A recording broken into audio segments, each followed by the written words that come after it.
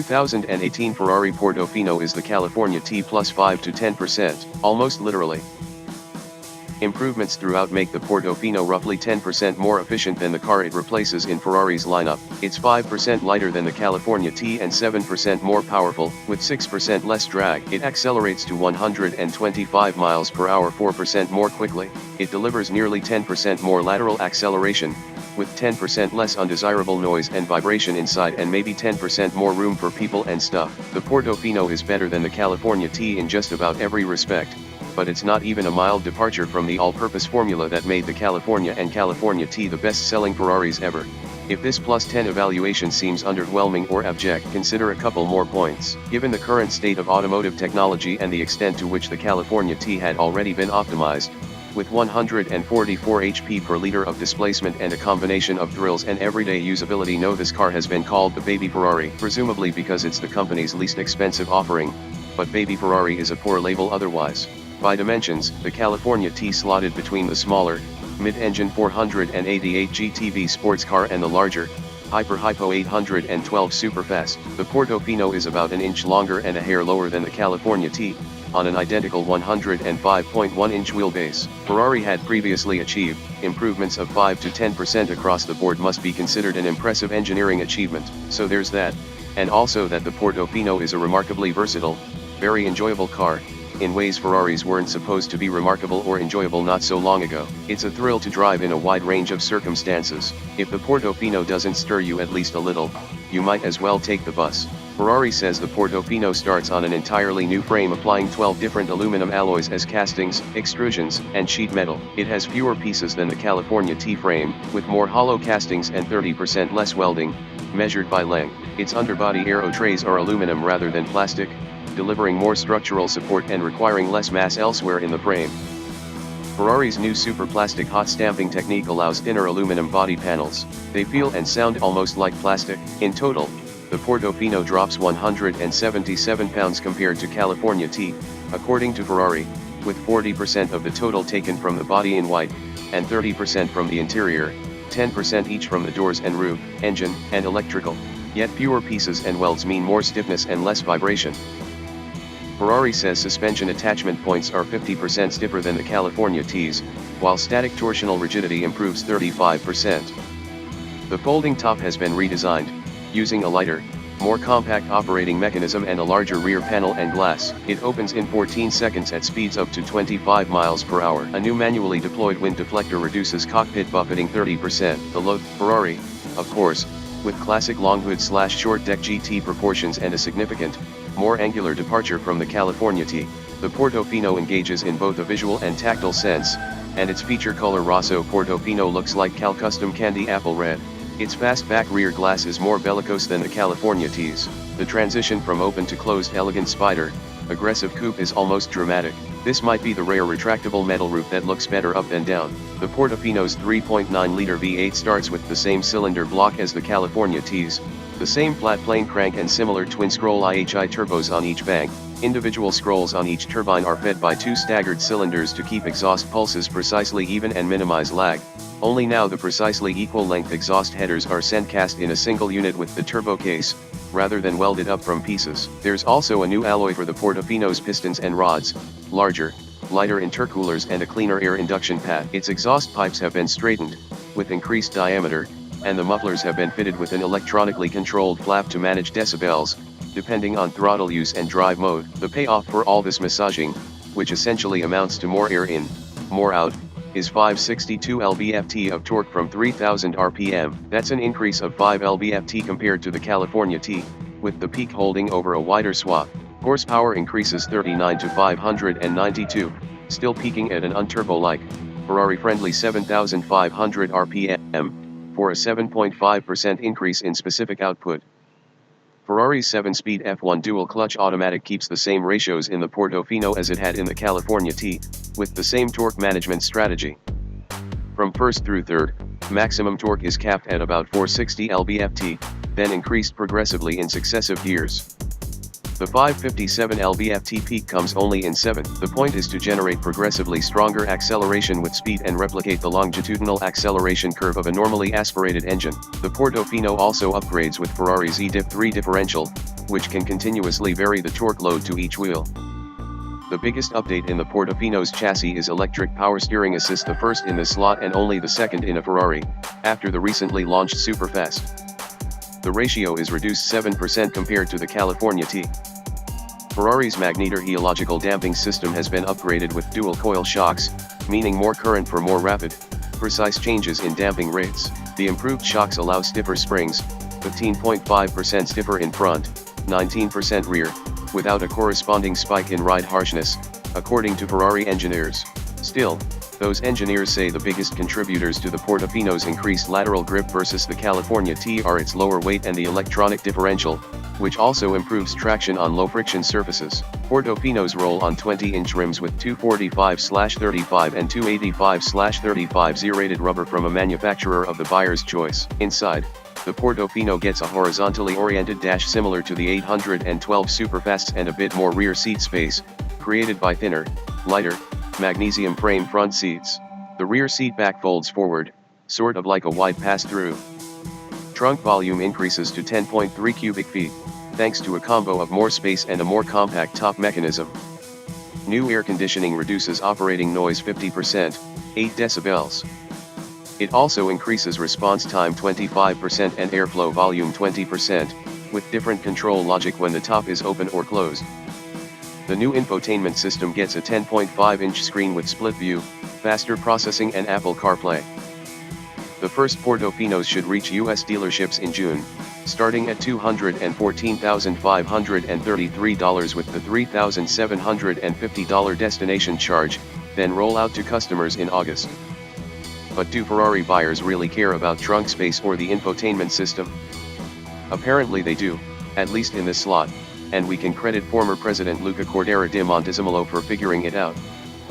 When he introduced the California at Paris in 2008, Montezemolo said Ferrari was launching a fourth, more versatile model for people who could afford a Ferrari but had previously found none to meet their needs. Perhaps the best characterization of Ferrari's first front-engine V8 was Ferrari's own. The California and its successors would be the everyday usable Ferraris. Good move. When the last California rolled from Maranello in late May 2014, production had surpassed 10,000, making it the top-selling single-model series in Ferrari history. In the 4 years since, the California T has sold at a higher annual rate, and Ferrari doesn't expect anything to change with the Portofino. As with its everyday usable predecessors, Portofino buyers will drive their cars 2.5 times more than owners of other Ferrari models. Some 85% will drive their Portofino daily and for vacation travel, and 30% will put children in the back seat. Perhaps most important to Ferrari, 70% of Portofino buyers should be new to the brand. The execution. The Portofino drives like a California T plus 10%, maybe a bit more, and we'd guess that's enough to get the Silicon Valley types who made the California a hit thinking about their next car. Ferrari has played it safe with the Portofino, yes, but dwelling on the business plan minimizes how emotionally satisfying it is driving this car. You may not need no stinking turbos, but we guarantee you're going to like them in this beauty. Just let go of the thought that Ferrari V8s with turbos are somehow not good and enjoy the rush.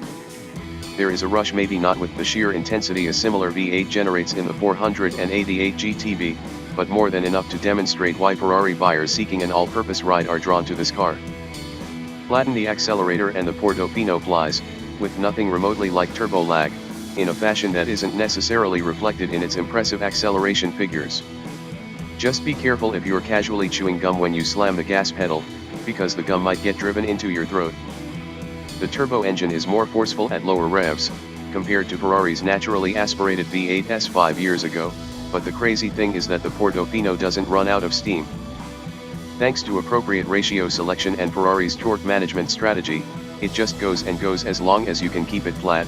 In long, Ferrari appropriate swells of acceleration that make passengers suck a quick breath and shake static from the head. Downside. Maybe that the turbo engine provides less flywheel effect than naturally aspirated V8s of Ferrari. Press the gas hard and it rockets. Lift and the boost drains, and it dives. That can be good on a track, or if you're trying to save the brakes, but bad when there are fairly frequent, substantial pulses in traffic.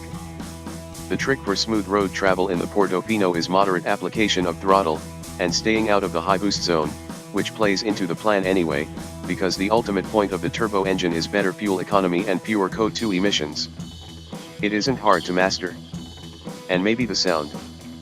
The turbo engine's noises are generally lower frequency and less metallic than those emanating from the California or a 458 Italia.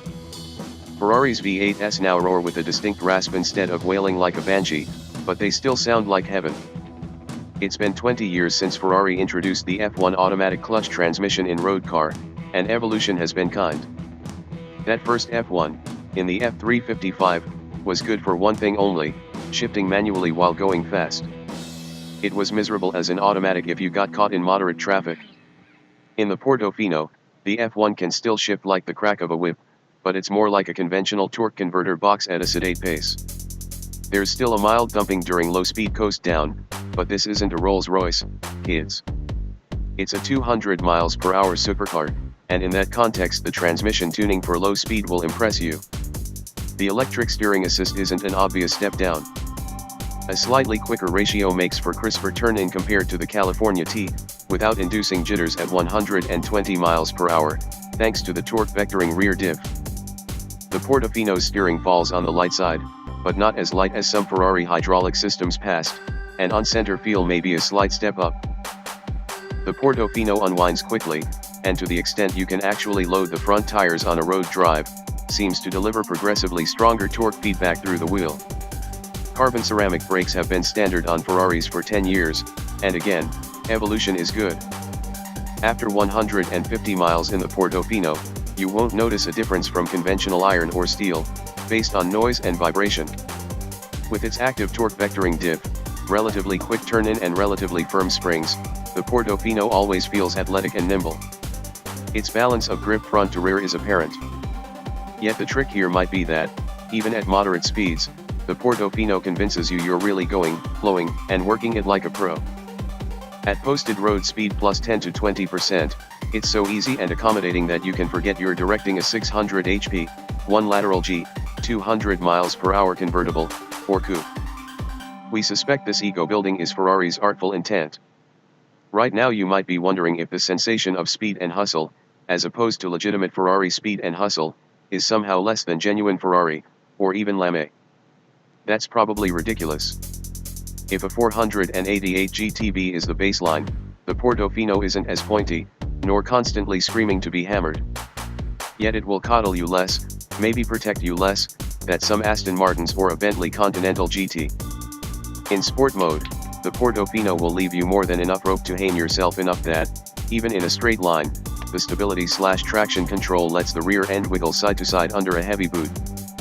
Ferrari's test drivers report that, at the Fiorano test track, the Portofino laps a flat 2 seconds slower than a 488, with 69 less horsepower and a few hundred pounds more mass. On the other hand, it laps faster than some stiff, hot, ornery specials of Ferrari legend, including the F40. The company seems quite confident in the Portofino's ride quality. It offered the first test drives way down in the heel of the Italian boot, not far from Brindisi, where the roads are mostly old, polished smooth, and frequently as cracked as any in Europe. There was a mild, recurring rattle somewhere in the region where the test car's driver door panel met the dash. For now we'll aim that on a pilot car.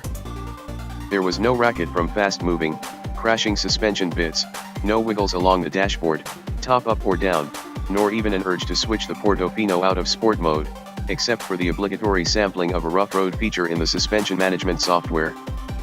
The interface for the Portofino's new infotainment system is surprisingly cogent, and the NAV system works fine a good ways off the beaten path. Crazy sometimes thinking what has become of Ferrari.